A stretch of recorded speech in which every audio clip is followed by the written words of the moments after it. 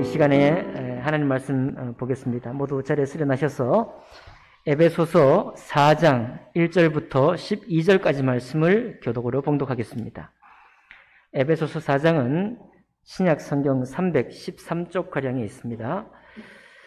다 찾으신 줄 알고 제가 먼저 읽겠습니다. 그러므로 주 안에서 갇힌 내가 너희를 권하노니 너희가 부르심을 받은 일에 합당하게 행하여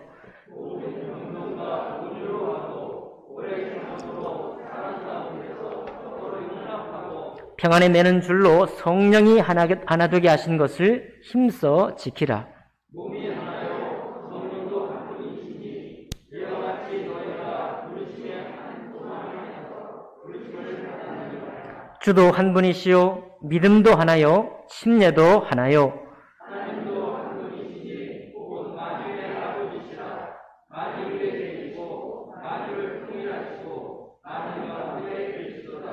우리 각 사람에게 그리스도의 선물의 분량대로 은혜를 주셨나니 그러므로 너희를 그가 위로 올라가실 때 사로잡혔던 자들을 사로잡으시고 사람들에게 선물을 주셨다 하였다. 올라가셨다 하였은즉 땅 아래 낮은 곳으로 내리셨던 것이 아니면 무엇이냐? 내리셨던 그가 곧 모든 하늘 위에 오르시나니 이런 마음을 충만하게 하려 하십니다. 그가 어떤 사람은 사도로, 어떤 사람은 선지자로, 어떤 사람은 복음 전하는 자로, 어떤 사람은 목사와 교사로 삼으셨으니 이는 성도를 온전하게 하여 봉사의 일을 하게 하며 그리스도의 몸을 세우려 하심이라. 아멘. 말씀과 예배를 위해 기도합니다. 살아계신 하나님 아버지, 주님 오늘 이 말씀을 인해 감사드립니다. 하나님, 성령께서 우리 각 사람에게 교회를 섬길 수 있는 지도력을 허락하심을 감사합니다. 그 말씀을 깨달아 우리 스스로가 교회를 향해서 또 다른 성도를 향해서 또 섬기며 봉사할 뿐만 아니라 지도력을 발휘할 수 있는 우리 모두가 될 수 있도록 축복하여 주시옵소서. 모든 예배를 주님께 의탁하며 귀하신 우리 주 예수 그리스도 이름으로 기도하옵나이다. 아멘. 자리에 앉으시겠습니다.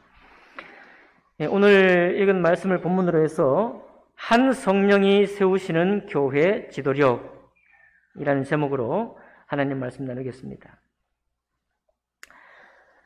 주님께서 우리를 예수 그리스도의 사랑의 그 높이와 깊이, 그 넓이와 길이로 우리를 인도하시고 세상 가운데에서 우리가 얻을 수 없는 그런 하나님의 사랑을 맛보게 하셨습니다. 그럴 뿐만 아니라 우리가 하나님의 그런 사랑을 배우기로 그 사랑을 내 것으로 취하겠다고 작정을 하며 간구하면 우리가 생각하는 것에 더 넘치도록 하나님의 은혜와 사랑을 부어주시겠다 약속하셨어요. 그 약속 안에서 우리가 주님께 부름을 받은 겁니다. 오늘 4장 1절에 보니까 그러므로 주 안에서 갇힌 내가 너희를 권하노니 너희가 부르심을 받은 일에 합당하게 행하라 그랬어요.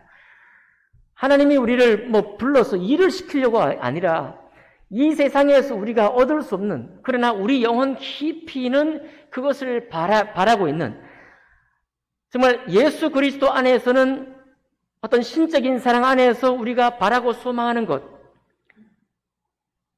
그것을 위해서 주님이 우리를 부르셨습니다. 그런데 이것을 예수 그리스도 안에서만 우리에게 느끼거나 예수 그리스도 안에서만 이것을 경험하는 것이 아니라 바로 내 안에서 그리고 우리 성도님들 안에서 이와 같은 것을 느낄 수 있도록 하시려고 여러분과 저를 불렀다는 거예요. 그러니까 놀라운 하나님의 신성의 일에 주님의 신의 일에 참여할 수 있는 자로 우리를 불렀다 그런 말입니다. 그런 부르심, 너희가 부르심을 받은 그 일에 합당하게 행하라. 그러니까 은혜로 우리를 부른 거예요. 은혜로. 우리가 정말 사모하는 그런 우리 자신의, 우리 몸을 사용해서, 우리 이 땅의 삶을 통해서, 우리의 입술을 사용해서 하나님이 우리에게 허락하신 놀라운 일에 참여하는 사람으로 불렀다는 것입니다. 그 일을 위해서 이게 얼마나 중요하고 얼마나 좀 소중한지, 얼마나 신성한 일인지 모든 겸손과 온유로 하고 오래 참음으로 사랑 가운데서 서로 용납하고 그러니까 우리가 하나님이 우리에게 주신 은혜가 너무나 크니까 우리가 모든 겸손과 온유로 수고하고 오래 참음으로 수고하고 사랑 가운데 서로 용납하기 어려운데 용납하는 수고를 다 하면서까지 이 하나님의 부르심에 참여하라는 겁니다. 그럴 만큼이나 너무 귀하고 거룩한 부르심이라는 거예요. 3절 보니까 평안에 매는 줄로 성령이 하나 되게 하신 것을 힘써 지키라. 성령께서는 우리를 다 우리 각양의 성품으로 지어지고 각양의 정말 표정과 각양의 그런 취미와 또 일 처리하는 방식도 달라서 서로 부딪힐 수 있는 우리를 불러서 어떻게 하기 원하셨느냐? 성령께서는 우리를 하나 되게 하셨다. 하나 되게 하신 것으로 우리를 부르셨으니 그 부르심을 힘써 지키는 거예요. 그 부르심을 힘써 지키기 위해서 필요한 수고가 뭐냐면 모든 겸손, 내 안에 있는 겸손의 모든 것, 내 안에 있는 온유, 주님 안에서 연단되고 연습한 그 온유, 또 내 안에서 정말 참기 쉽지 않지만 오래 참음이라는 그 오래 참음의 수고를 감당해서까지, 그리고 서로를 용서하고 받아들이는 것, 그런 수고를 다 발휘해서 성령의 하나 되게 하신 것을 힘써 지키라고 말씀하고 있습니다. 얼마나 대단한 것이기에 이렇게 지키는 거예요. 얼마나 대단한 것이기에 말입니다. 우리 몽골군이 징기스칸과 그 아들들을 통해서 전 세계를 지배를 했어요. 세계를 지배한 많은 나라가 있지만 몽골만큼 넓은 지역을 점령한 세력이 없습니다. 대단한 것이죠. 우리는 뭐 알렉산더 얘기하고 있고 여러 가지 서구 사회에서 유명한 역사가들, 철학자들 많이 알고 있지만 징기스칸과 그 아들들보다 더 놀라운 세계 정복자가 없습니다. 그런데 몽골군이 가장 넓은 지역을 점령할 수 있었던 비법이 세 가지가 있대요. 첫 번째는 뛰어난 기마 전술. 유목민이다 보니까 말을 타고 막 달리는데, 이 사람들이 얼마나 말을 잘 타는가 하면 말을 타고 앞으로만 쏘는 게 아니라 말은 앞으로 가는데 뒤로 돌아서 활을 쏘는다는 거예요. 뒤로 돌아 활을 쏴도 명중히 시킬 수 있는 이 기마 전술이 있다고. 자, 말을 타고 가니까 또 독보적인 기동력, 아주 빠르게 움직일 수 있는 기동력이 있습니다. 제가 설명을 보니까요, 이 옛날 영국군, 프랑스군 이런 군대들은 그냥 이 방진처럼 이게 사방을 둘러싸고 그냥 전진하는 거예요. 열을 맞춰가지고. 그런 거 영화 가끔 보셨죠? 방패 들고, 창 들고 그냥 막 전진만 하는 겁니다. 전진만 하는 거예요. 물론 기마병이 따로 있지만, 이 몽골은 전체가 기마병입니다. 그러니까 한꺼번에 나가다가도 두세 갈래 길로 나눠져 버려요. 그리고 또 필요한데 다시 합치고. 그게 엄청나게 빠르니까 이 몽골군의 기마 전술을 경험하지 못했던 이 서구 세력들은 그냥 다 무너지는 거예요. 그 다음에 세 번째가 뭐냐면 중요한데, 강력한 군법이 있었다고 해요. 강력한 군법. 군법이 너무 엄했는데, 여러분 이게 오늘 우리가 배워볼 겁니다. 그냥 엄하다는 사실을 배우는 게 아니라 왜 이렇게 엄한가를 배우는 거예요. 군법에 보니까 이렇게 설명이 되어 있습니다. 전투를 나가가지고 부대원들이 함께 나가서 혼자 살아 들어오면 사형이다. 네.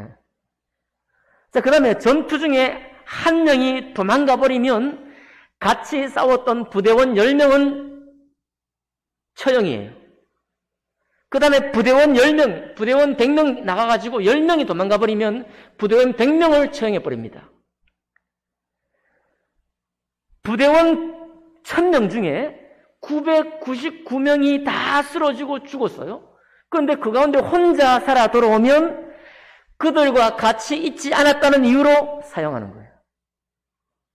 그러니까 이 강력한 이 군법인데, 군법의 요체가 뭐냐면 함께 싸우는 겁니다. 함께. 누구 하나 이탈자가 없는 거예요. 이탈하면 처형이에요. 게다가 이 군법의 이 목적이 뭐냐면요, 몽골 군대는 지휘관도 있고 그 부하도 있지만 실제로 전투에서는 그런 게 없답니다. 요즘 러시아 우크라이나가 전쟁이 났죠. 러시아 특수부대원 중에는 이게 완장도 없이 아무 계급장도 없이 나가는 부대원이 있다고 뉴스에서 나오고 있죠. 그런 것처럼 만약에 부하들 1000명 중에 999명이 죽고 장군만 살아가면 그 장군 죽는 거예요. 그러니까 똑같은 형평에 따라 적용을 받는 겁니다. 오직 무엇이 중요하냐?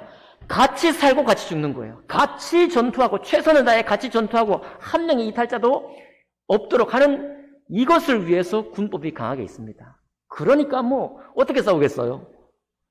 죽기 살기로 싸우는 거죠. 죽기 아니면 까무러치기로. 빠르죠. 그 다음에 말 타고 뒤로 돌아 쏠 수도 있죠.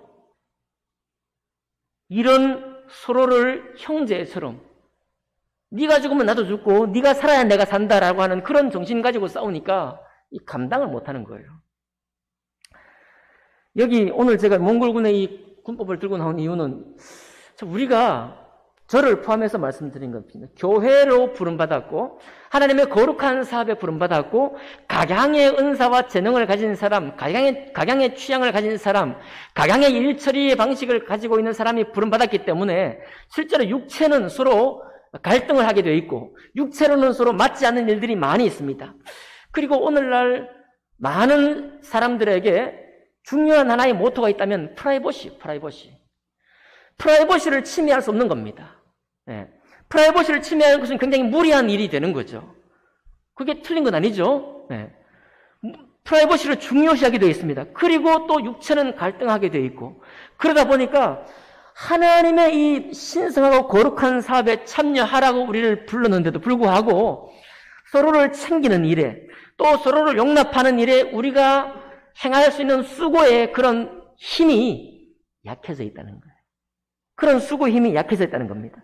이것이 다른 많은 교회의 여러 가지 잘못된 모습보다도 더욱 우리 마음을 뼈아프게 만들고 있습니다. 사도 바울은요, 사도행전 20장 19절 20절에 이렇게 고백하고 있습니다. 에베소 교회를 섬기면서 곧 모든 겸손과 눈물이며 유대인의 관계로 말미암아 당한 시험을 참고 주를 섬긴 것과 유익한 것은 무엇이든지 공중 앞에서나 각 집에서나 거리낌 없이 여러분에게 전하여 가르치고 라고 말했어요. 곧 모든 겸손과 눈물로 가르쳤다라고 말하고 있습니다. 야, 이 정말 저를 부끄럽게 하는 거예요. 그냥 때가 되면 되겠지. 내가 굳이 가르친다고만 되는 게 아니지. 하나님이 그를 또 가르치고 하나님이 특별한 손으로 그 때가 돼야 믿음도 들어가고 말씀이 세워지는 거야. 틀린 말이 아니에요. 다 맞는 말입니다. 다 맞는 말인데 거기에서 사도 바울을 하나님이 거룩한 사업에 부르신 그 정신, 그리고 초대교회 때 그 성도들을 부른 이 한 부르심의 이 부르심을 향해서 어떤 수고를 하라 그랬습니까? 모든 겸손과 모든 온유로 하고 모든 용납함과 성도를 용납함과 또 오래 참음으로 성령의 하나 되게 하신 것을 힘써 지키라고 해요. 그렇게 이 교회가 강건해질 때, 그렇게 하나님 말씀 안에 강건해질 때 이 교회로부터 세상에게 교회 너머로 비출 수 있는 하나님의 거룩한 빛이 전파된다라고 하는 하나님의 말씀입니다. 그런데 우리가 저를 포함해서 우리가 참 여기에 너무 부드러워져 있다는 거예요. 우리가 너무 이해력이 많아. 이해심이 많고 프라이버시를 침해하지 않으려고 하고 될 수 있는 대로 신사적이려고 하고 될 수 있는 대로 배려를 많이 하려고 하다 보니까 우리가 정말 그를 향한 애틋한 마음이, 그를 향해서 정말 진실한 사랑으로 끝까지 사랑하고자 하는, 용납해내고자 하고 오래 참아내고자 하는 그런 힘이 약해져 있다는 사실인 것입니다. 여러분, 다시 한번 우리 마음을 다잡읍시다. 주님의 이 거룩한 사업에, 이 거룩한 복음에 우리를 부르셨다는 이 사실 앞에 우리가 조금 더 이 세상에 좋은 가치 좋지만 그것 때문에 주님의 부르심을 잠깐 잃어버리는 그런 일이 된다면 우리가 경계를 다시 한번 할 수 있기를 바랍니다. 이제 그렇게 성령이 하나 되게 하신 것을 지키라고 그랬는데 왜 성령이 하나 되게 하신 것을 지키는? 성령이 하나 되게 하신 것이 뭐냐? 4절부터 나와 있어요. 한번 봅시다.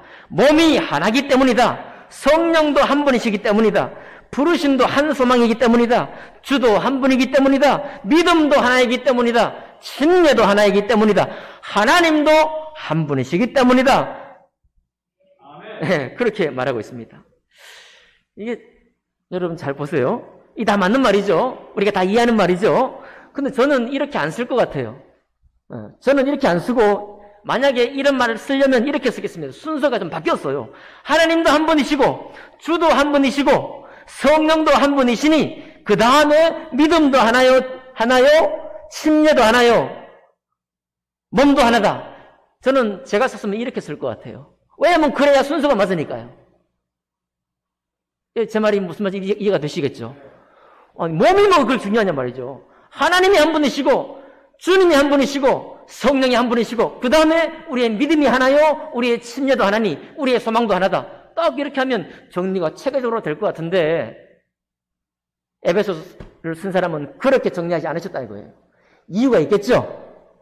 이렇게 쓴 이유가 있겠죠? 맞습니다. 몸이 하나다 이거. 몸이 하나다. 왜 이것을 강조하는가요? 모든 세상의 문제는 몸 때문이라는 거예요. 몸. 하나님이 우리에게 천부적으로 주신 이 성품이 다르다는 것 때문에 우리가 갈등하는 것입니다. 교회의 갈등도 여기 있는 거예요. 그런데 제일 먼저 세운 게 뭐냐면 몸이 하나요라고 하고 있습니다. 주님 안에 구원받은 사람 그리고 하나님 아버지를 한 아버지를 모신 모든 몸은 한 몸이다라는 거예요. 이 한 몸을 기억하라는 것이 가장 귀하다는 겁니다.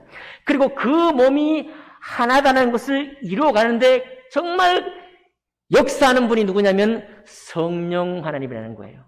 여러분과 저희 안에 있기도 하고 우리 사이에 계시는 성령 하나님께서 이 몸이 갈등하고 이 몸과 내 행동 때문에 서로 때로는 상처 주는 그런 교회 너무 자연스럽죠? 당연한 거예요. 그것이 있는 것이 항상 있는 것이 마땅합니다. 근데 그것이 항상 있어서 우리가 괴롭지만 도리어 이 성령 하나님은 그렇게 갈등하는 그 몸들을 한 몸으로 지어가는 것을 가장 귀하게 보신다는 거예요. 그 몸이 하나인 게 제일 먼저 나온 것입니다. 이것도 너무나 귀한 얘기죠. 우리가 우리의 서로의 육체를 보고 또 서로의 성품을 보고 서로의 가족들을 보고 서로의 성향들을 바라봅니다. 아, 저 사람은 어떤 사람이다. 이 사람은 어떤 사람이다. 네, 그것 귀한 지식입니다. 마땅히 그에게 합당한 서로 교제를 하기 위해서도 합당한 교제를 하기 위해서도 그 사람이 어떤 성향을 가지고 있는지 우리가 알아야 돼요. 그런데 그것보다 우리가 더 앞서야 될 것이 뭐냐면 그리스도의 한 몸이라는 거예요. 교회는 그리스도 안에서 한 몸이라는 사실이 더욱더욱 중요하다는 겁니다. 이게 얼마나 중요합니까? 세상 사람들에게 야 우리가 같은 교회 성도예요. 같은 교회 성도인데 막 예배 잘 드리고 나가가지고 막 슈퍼마켓 가서 막 싸워버려. 응? 물건 사러 가가지고. 그러면 그 주에 그 마켓에 있던 일하는 사람들이 자주 가면 우리가 누군지 알잖아요. 자주 가면 성폭교회 성도인 거 알아요? 몰라요? 알잖아요. 근데 길거리에서 막 대놓고 막 뭐라고 해버렸어요.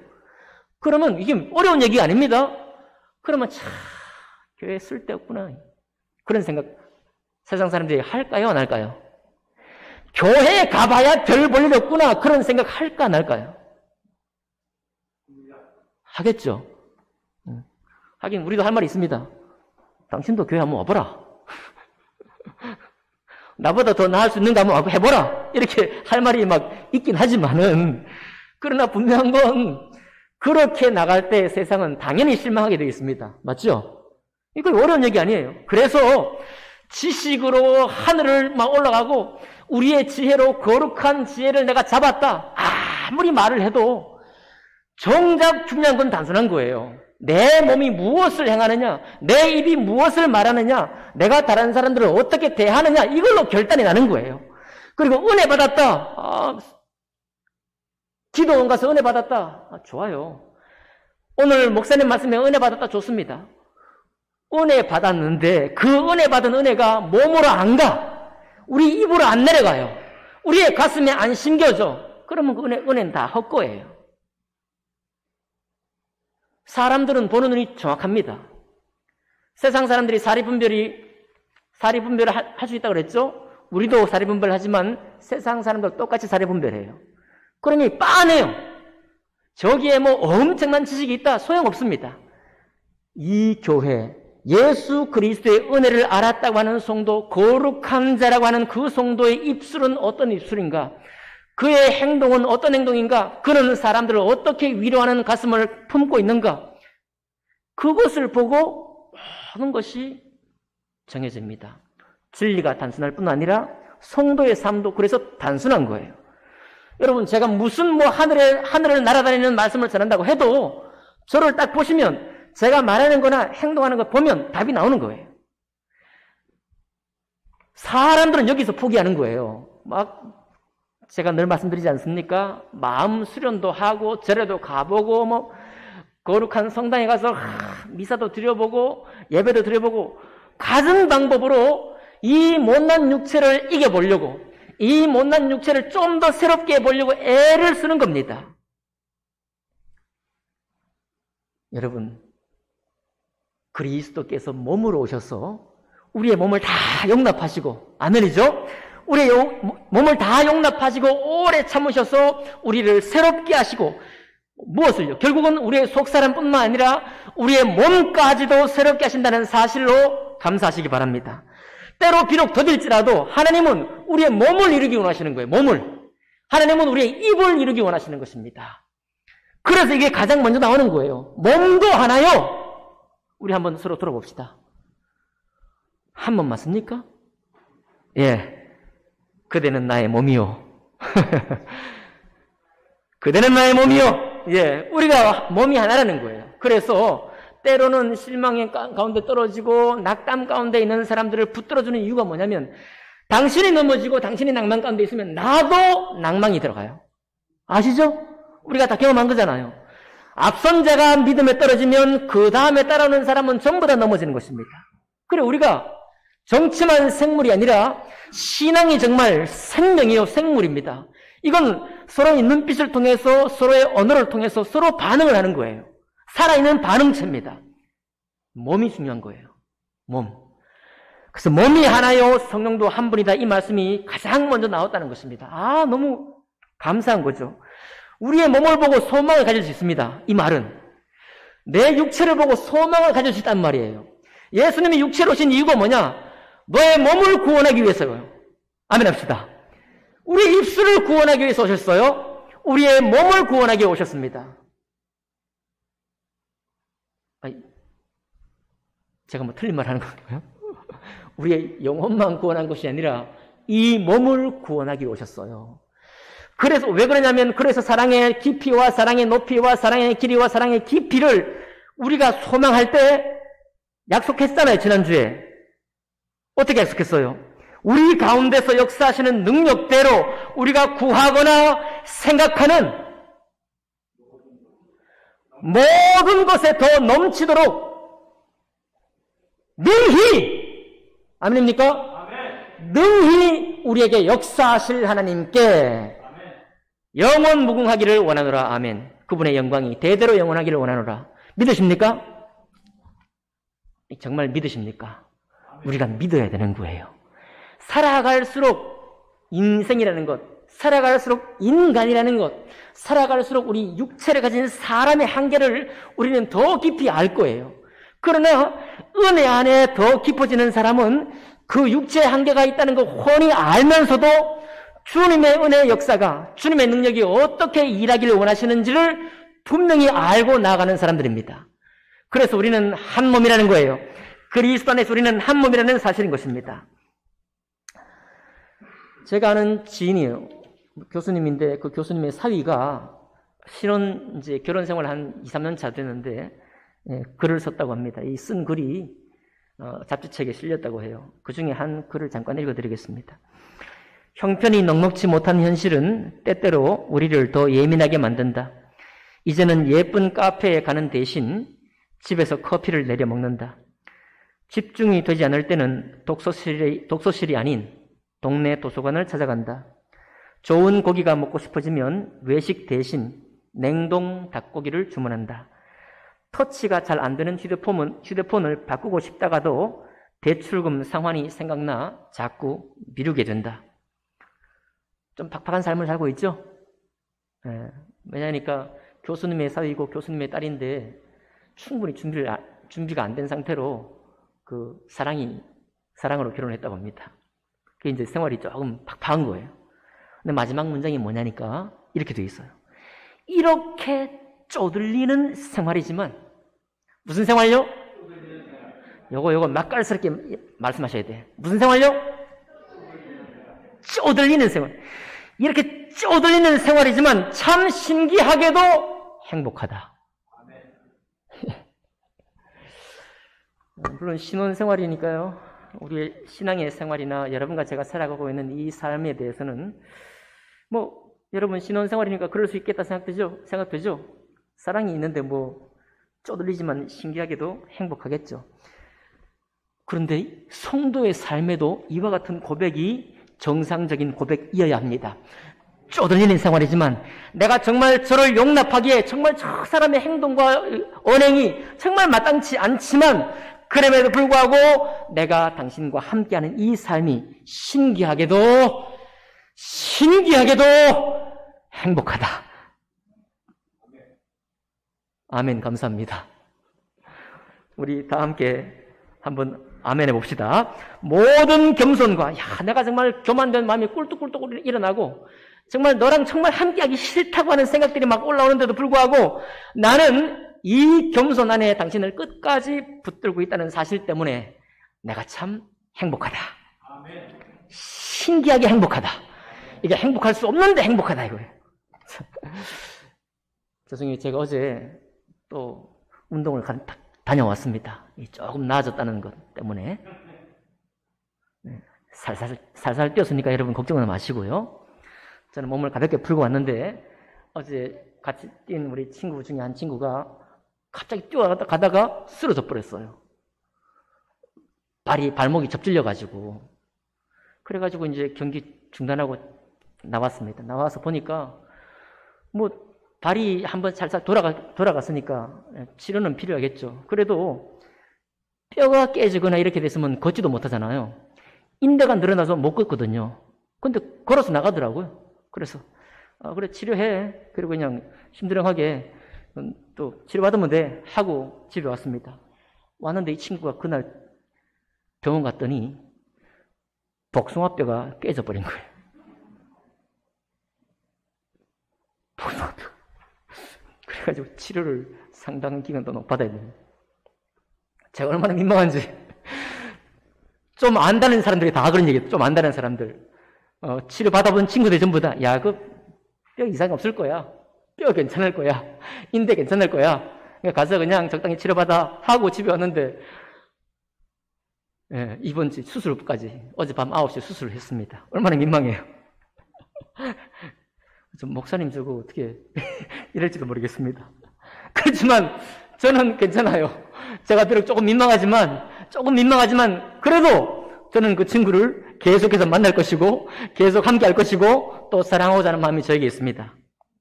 여러분, 우리가 신앙생활 하다가 여러분 위로받으시라고 제가 실패한 경험을 어제 경험한 것을 좀 말씀드렸습니다. 우리가 잘못될 수 있습니다. 잘못 말할 수 있어요, 사실. 여러분, 우리가 그 사람의 처지가 실제로 안 돼 보면 아무리 그를 격려하고 위로해도 겉도는 말이 될 수 있습니다. 그 겉도는 말이 될 수 있다고 해서 우리가 격려의 말, 위로의 말을 안 해버려야 될까요? 우리는 한계를 가지고 있지만 말하는 거예요. 그쵸? 그건 내가 할 수 있는 최선이니까, 내가 할 수 있는 전부니까, 현재까지는 내가 할 수 있는 전부기 때문에 말하는 겁니다. 비록 그 사람이 나중에 너 정말 아무 위로가 안 됐어. 사실은 오히려 우리 집에 갔더니 엄마가 하는 말이 훨씬 더 위로가 되더라. 그렇게 말한다고 해도 우리가 그것 때문에 실망하는 일은 없는 것입니다. 맞죠? 왜? 왜냐하면 내가 그를 끝까지 사랑하고자 하는 마음이 있고 그리스도 안에서, 특별히 교회 안에서 마찬가지죠. 교회 안에서 여러분과 제가 실패했습니다. 잘못했어요. 혹 내가 한 말이, 위로의 말이 도리어 그 사람을 역정이 나게 만들어서 화나게 만들었습니다. 그걸 나중에 어떻게 들었다고 생각해 보세요. 그래도 우리가 할 일은 뭐냐면 모든 겸손과 온유로 오래 참음으로 사랑 가운데 서로 용납하기를 힘쓰는 겁니다. 왜냐하면 하나님은 교회를 한 몸으로 부르셨기 때문에 그래요. 한 몸으로. 그가 연약한 신앙에서 조금 더 세워지고 조금 더 자라야만 우리가 전체로 몸이 자라기 때문에 그렇습니다. 그것을 오늘 주님이 말씀하고 있는 것입니다.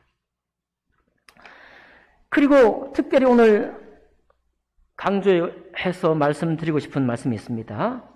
7절 보겠어요. 7절. 우리 각 사람에게 그리스도의 선물의 분량대로 은혜를 주셨나니, 우리 각 사람에게, 보세요. 우리 각 사람에게 그리스도의 선물의 분량대로 은혜를 주셨다. 은사를 주셨다. 그 말입니다. 그러니까 누구에게? 우리 각 사람에게. 영어로 everyone. 여기 앉아 계신 모든 성도에게 하나님이 그리스도의 선물의 분량대로 은혜를 주셨어요. 이 은혜를 주시기 위해서 6절, 7절에 주님이 하늘에 죽으시고 다시 부활하셔서 하늘에 올라가셨고, 하늘에 계시던 주님이 이 땅에 몸을 입고 오셨다. 무엇하기 위해서? 하나님의 신령한 은혜의 선물을 우리 각 사람에게 선물로 주시기 위해서. 그게 6절, 7절이에요. 그러면 도대체 무엇을 주셨나? 자, 8절, 9절은 마찬가지고요. 10절, 11절 보니까 내리셨던 그가 곧 모든 하늘 위에 오르신 자니 이는 만물을 충만하게 하려 하심이라. 만물을 충만하게 하시니 각 성도를 전부 다 하나님의 신령한 은사로 충만하게 하시는데, 11절입니다. 같이 한번 읽어보겠습니다. 11절 시작. 그가 어떤 사람은 사도로, 어떤 사람은 선지자로, 어떤 사람은 복음 전하는 자로, 어떤 사람은 목사와 교사로 삼으셨으니. 아멘. 여러분, 다른 로마서나 고린도에서에 보면 성령의 은사가 더 여러 가지가 있습니다. 그런데 에베소 교회에서 말씀하시는 이 성령의 은사는 특별한 사람이라고 말씀하지 않으시고 우리 각 사람에게 이와 같은 은혜의 선물을 준다고 하셨는데, 그게 5가지예요. 첫 번째가 뭐라고요? 사도로, 두 번째는 선지자로, 세 번째는 복음 전하는 자로, 네 번째는 목사와 교사로 삼으셨다고 그랬습니다. 사도는 여러분 잘 알려진 대로 12사도예요. 예수님이 처음 부르신 사람. 거기다가 사도 바울, 환상 중에 만나신 사도 바울을 불러서 특별히 성경을 기록하게 하는 은혜를 주셨고, 성경을 기록하지 않았다 할지라도 예수님의 말씀을 직접 경험하고 직접 가르침을 받았기 때문에 그 영적인 그 권위를 우리 모두가 인정하는 사람들입니다. 그 다음에 어떤 사람은 선지자라 그랬죠? 선지자. 제가 말씀드렸지 않습니까? 에베소에 나오는 이 선지자는 신약 선지자예요. 구약 선지자가 아니라고 말씀드렸습니다. 신약에 어떤 선지자가 있느냐? 사도행전에 사도 바울이 막 일하고 있을 때 유대에서 온 아가보라는 선지자가 올라왔어요. 올라와가지고 뭘 예언했는가 하면 사도 바울이 예루살렘에서 결박당하고 로마에 이송될 것을 미리 예언했습니다. 자, 이때의 선지자는 앞으로 일어날 일을 예언하는 것과 좀 관계되어 있습니다. 더 중요한 건 뭐냐면 사도행전 13장 1절에 보니까 안디옥 교회에 선지자들과 교사들이 있으니 라고 말했습니다. 좀 전에 목사와 교사로라고 기록되어 있죠. 다른 말씀에는 선지자와 교사로라고 되어 있습니다. 그러니까 여러분, 선지자는 예언하는 사람이다, 그 말이 아니라 하나님 말씀을 정확한 확신 가지고 가르치는 사람이에요. 이해되시죠? 정확한 확신 가지고 가르치는 사람. 선지자와 교사가 같이 나오니까요. 말씀에 감동을 받아서 어려운 말씀도 쉽게 풀어서 어떻게 하든지 하나님 말씀이 전달되도록 전하는 사람이 신약의 선지자였습니다. 복음 전하는 자가 있다고 했죠? 복음 전하는 자는 무엇입니까? 이것은 오늘날로 말하면 특별히 순회 선교사와 같은 사람입니다. 강석교회 원로 목사님이셨던 이석규 목사님은 이렇게 고백했어요. 내가 담임 목회 오랫동안 했지만 목회 은퇴하고서 원로 목사 된 후의 생활이 훨씬 더 낫다. 뭔 얘기인가 하면 그냥 같은 사람들을 한 교회에서 목양하는 것보다 하나님의 복음 말씀을 가지고 교회들을 돌아다니면서 말씀 전하는 게 이게 나한테 훨씬 더 잘 맞다는 것을 알았다라고 원로 목사님 때 그렇게 말씀하셨어요. 우리 선교사님 중에도 박희원 선교사님은 교회를 한국에 들어오신 지 10년도 안 됐는데 교회를 3군데나 개척했습니다. 교회를 개척하고 후임 사역자에게 물려주고 또 가서 교회를 개척하는 거예요. 미얀마에 선교하시는 김영규 선교사님은 교회로 세우시지만 곳곳에 전도처라는 것을 만듭니다. 전도처. 교회로 아직 조직되지도 못했고 충분히 교회다운 꼴은 갖추지 못했지만 복음을 전하고 들을 수 있는 장소를 만드는 거예요. 전도처. 자, 그렇게 해서 복음을 전하는 사람들이 있었다라고 말하고 있습니다. 마지막 어떤 사람이에요? 목사와 교사로. 한 교회에서 목양하고 물론 말씀을 가르치죠. 말씀을 선포하죠. 그리고 양무리를 함께 서로 섬기며 봉사하는 일을 하는 것입니다. 목사와 교사는 같은 묶음으로 나왔어요. 목사는 교사 역할도 합니다. 그런데 동시에 교사도 따로 있는 거예요. 오늘 여러분 주보에 보시면 제가 유년주일학교 교사 헌신을 말씀드렸어요. 아마 여기 앉아 계신 분들 중에 저도 오늘 이 사실을 보고 새롭게 깨달은 거거든요. 우리 각 사람에게, 모든 사람에게는 사도는 끝났으니까요. 말씀을 가르치든지 복음만 정말 전하기를 애쓰는 사람이든지 아니면 다른 사람을 정말 목자로서 한 구역을 섬기거나 한 사람들을 모아서 섬기는 목자의 사명을 감당하든지 아니면 하나님 말씀을 정말 깨우치도록 가르치는 교사의 직분을 감당하든지 이 5가지의 직분을, 5가지의 사역을 성령께서 우리에게 선물로 주신다는 거예요. 아멘 합시다. 아멘. 나는 찬양대만 할 거야. 나는 아이들과 정말 충분히 놀 거야. 또 나는 부서의 책임을 맡을 거야. 뭐 등등 많이 우리가 할 수 있습니다. 여러분, 그런데 하나님은 하늘에 있는 신령한 은사를 가져서 만물을 충만하게 하실 뿐만 아니라 성도들에게 이 선물을 주어서 육체로 서로 갈등하기 쉬운 우리 성도들에게 하나님의 신령한 말씀으로 서로를 양육하고 서로를 가르칠 수 있는 은사를 주셨다고 말하고 있어요. 또 다른 말씀에 예수님이 뭐라고 했습니까? 너희가 사도 바울이 얘기했어요. 너희가 지금 이때쯤에는 마땅히 선생이 되어야 할 터이나, 그런 말씀 기억나죠? 이제는 마땅히 선생이 될 나이도 됐다 이거예요. 될 때도 됐다는 겁니다. 무엇 때문에? 시간이 되었기 때문이가 아니라 하나님이 각 사람에게 선물로 이 은사를 주시기 때문에 그렇다는 겁니다. 선물로 이 은사를 주신다는 거예요. 그러니 여러분, 굳이 교회에서 어떤 교사입니다라고 하는, 부서 교사입니다라고 하는 그 직분을 굳이 맡아서가 아니라 맡지 않는다고 할지라도 우리 각 성도님은 예수님 안에서 하나님 말씀을 가르치거나 말씀을 쉽게 풀어 말하거나 할 수 있는 은사를 주신다는 거예요. 여기 있는 이 5가지 직분은 전부 다 말씀을 가르치는 것과 관계되어 있습니다. 말씀을 받는 것과 관계되어 있어요. 하나님의 말씀을 어떻게 주님의 말씀으로 친히 받아서 그 말씀을 육체로 이 땅에 사는 사람들에게 풀어내기도 하고 정확하게 설명하기도 하는 그 가르치는 은사와 지금 관계되어 있습니다. 여기에 우리가 아멘 하셔야 돼요. 목사님, 저는 가르치는 은사가 없습니다. 그런 말씀을 저에게 많이 하셔가지고 제가 지금 갑자기 또 흥분하네요. 하나님 말씀이에요. 아멘이죠? 하나님 말씀이 말씀을 가지고 다른 성도와 만날 수 있는 그런 은혜의 선물을 우리에게 주신다 약속하신 겁니다. 그러니 목사만 하는 일이 아니에요. 우리 집사님만 하는 일이 아닙니다. 우리 각 성도님은 하나님 안에, 은혜 안에 있게 되면 말씀을 바로 배우고, 구원받은 사람은 말씀을 바로 듣고 바로 배워서 바로 내 가까운 지체를 가르칠 수 있는 은혜가 있는 것입니다. 그래서 대학에 가면 기독 동아리가 2학년이 1학년을 가르치는 거예요. 그래봐야 나이 차이가 얼마나 나요? 1살. 1살밖에 차이가 안 나고 1학년보다 2학년의 은혜를 받으면 얼마나 받겠어요? 그래도 가르치는 겁니다.